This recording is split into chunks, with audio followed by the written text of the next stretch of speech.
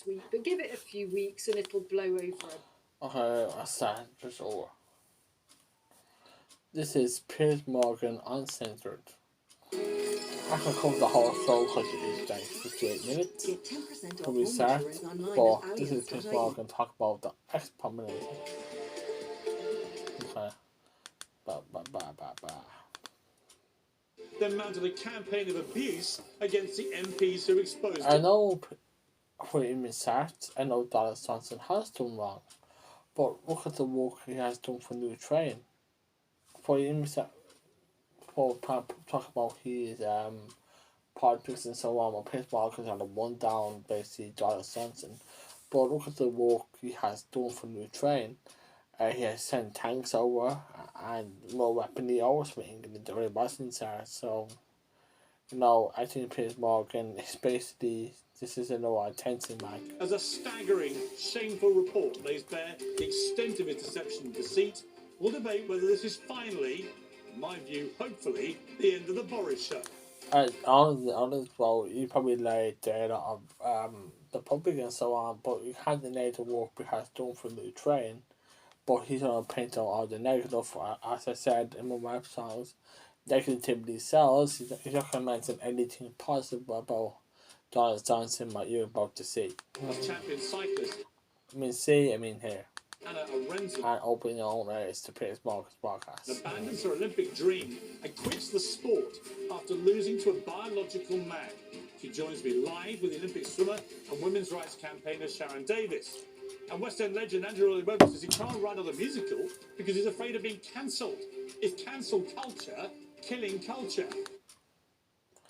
I cover that a different day, but obviously I cover only some of this is broadcast.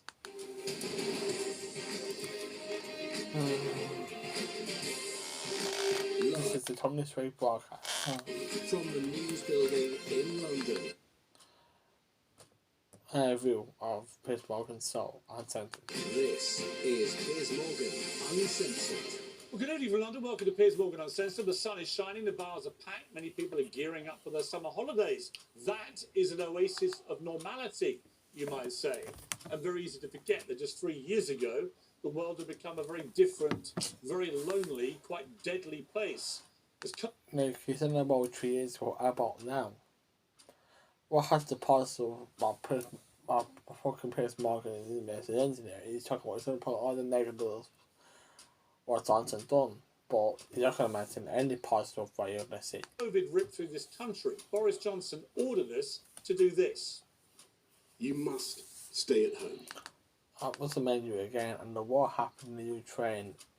Boris Johnson was one of the first leaders to respond to send weapons over to Ukraine.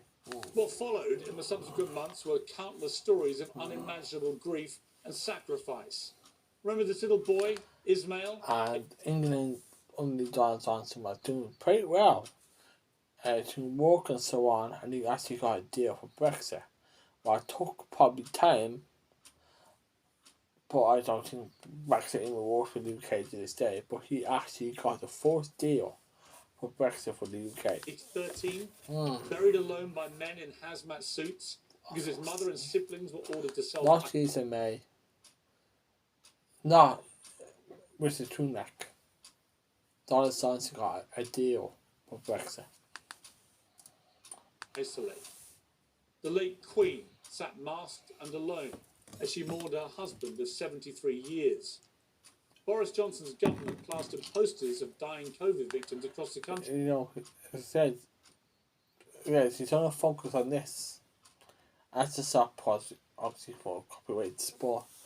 Again, you're focusing on the negative, but of the positive he has done for Britain, as I say, in half English. So, With the words, look in the eyes and tell her you never bend the rules. Then I asked Piers Morgan, said, what Prime Minister in England, in any country, but didn't bend the rules? Boris Johnson bent the rules. Most of his staff bent the rules. Regardless of what you now think of those rules with the benefit of hindsight, Boris Johnson was the man who made those rules and ordered the rest of the country to follow them. Today's report by the Privileges Committee, the result of Ask yourself, as ma- many people who just think you follow the actual rules because and I live in Tala and a lot of them didn't follow the rules where I live.